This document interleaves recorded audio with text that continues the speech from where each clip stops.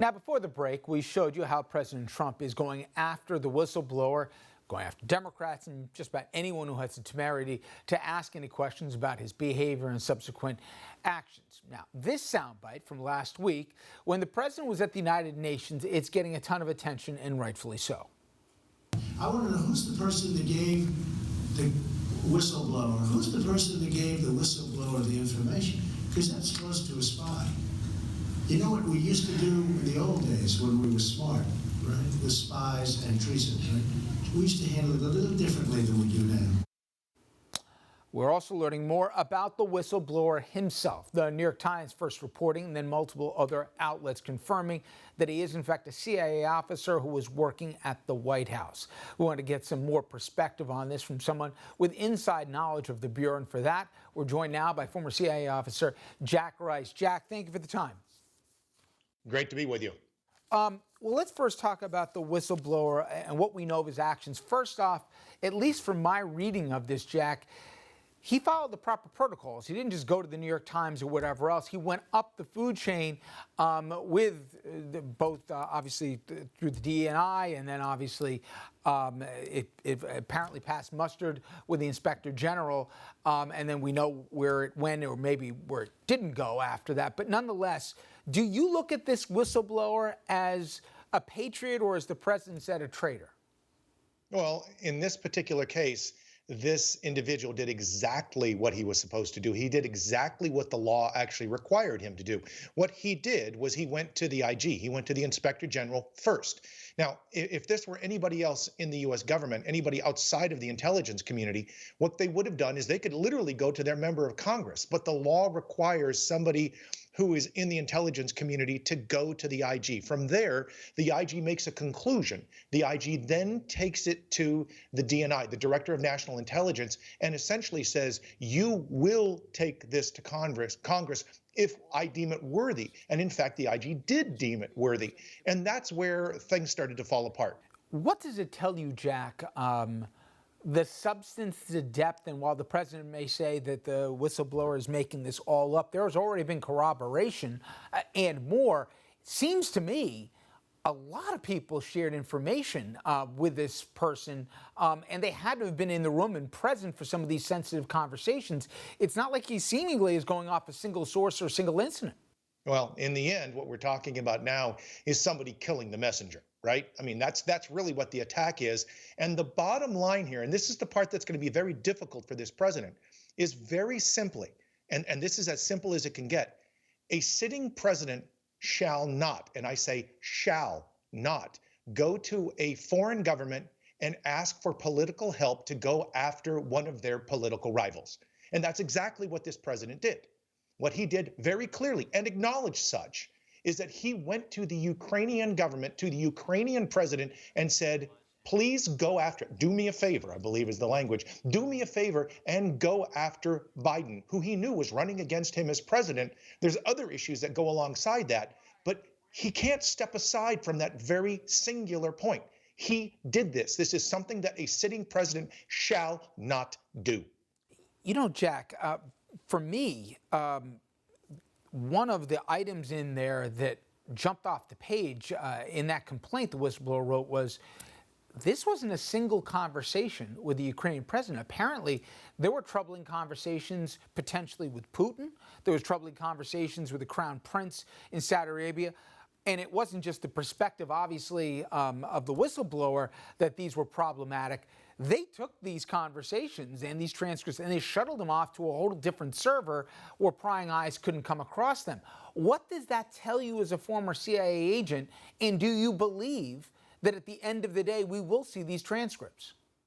Well, I'm hoping that we will. The real concern here, obviously, is the obstruction piece. The idea that this president was doing things he should not have been doing. And there were a lot of people concerned about this. It wasn't just this one individual, but they were concerned because, very simply, this is not something that is done. Now what you're talking about is what happened with the Russians, and obviously there's a lot of information out there. What happened with the Ukrainians, that's certainly of concern, and what happened with the Saudis. And all of those should be looked at. But I think what's really clear here is we shouldn't get too lost in the weeds about some of the things that were going on and really focus in on specifically what this president absolutely objectively did. Try to use a foreign government to go after his own political rival. That's the problem, and it's something that I think this president is going to have a very difficult time with. I've talked to a lot of conservatives, Republicans, who are very quietly looking at this issue and shaking their head because they too know that no sitting president should try to do exactly what this president did. I'll be talking later in the program with a constitutional expert on just that very issue and about the standards and the founding fathers, their intentions on high crimes and misdemeanors. But, you know, it comes back, as usual with this president, he so eviscerates the norms that there are legitimate questions and understandable debates. For example, I would want my president to be able to have confidential conversations with other heads of state. You can think of all the practical reasons why. But now you have, obviously, evidence, at least, and all the allegations seem to have merit to them, that he was obviously using, putting our national interests at risk for personal gain.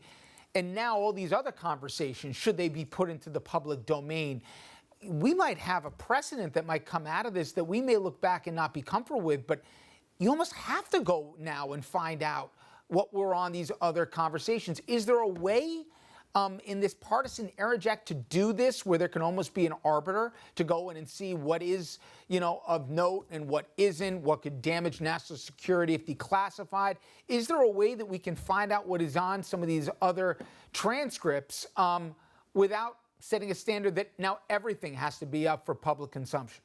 Yeah, well, I certainly hope so. I mean, one of the problems that we have right now in terms of this issue, and I would call it a constitutional crisis, is that what we have seen is an ever expanding ability and power of the presidency.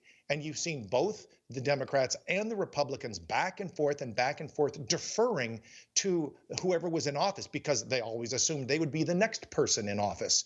And what we're seeing right now is somebody who was acting fundamentally differently than we really have ever seen before. And please understand, I'm comparing this not just to Bill Clinton in that question. I'm comparing this to Richard Nixon. And I would argue that what we're looking at here is different than what we were looking at with the Republicans back in 72, 73. Because what this is actually a sitting president trying to use a foreign power. And that's not the same thing we have ever seen before. So there is a balance of power perspective. There is a constitutional protection and an oversight that Congress actually has. The real question is whether or not they will actually implement that power and use it, and whether or not the Republicans will decide, you know what, we'd rather have, dare I say this, somebody who's a traitor in the White House, or whether or not we want to protect ourselves in the short term. That's really the question we have right now. And finally, Jack, to bring a full circle back to the whistleblower, the president connoting him obviously with a traitor, and that or those who shared the information. Maybe go back to the old days and we killed those folks.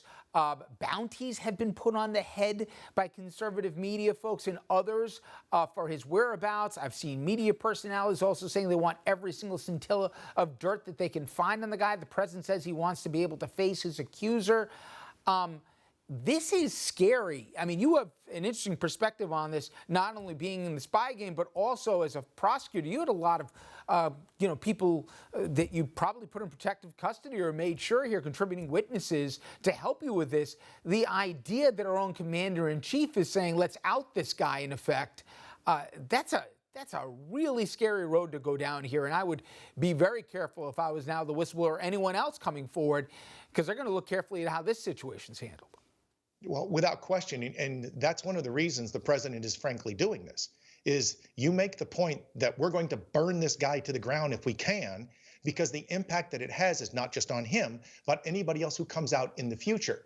Now, there's going to be a lot of effort right now by Congress to try to protect this CIA officer and what that might mean, because there's a process you have to go through to actually have that person technically testify. And the more people who know about it, the more difficult it is to deal with it. But again, I guess if we look big picture right now, it's a fascinating thing to me to listen to this president talking about what we do to traitors and to spies and to those who commit treason. the irony is not missed upon anybody, or at least it's certainly not missed by me. You are not alone here. Jack, thanks again. I appreciate it. Thank you.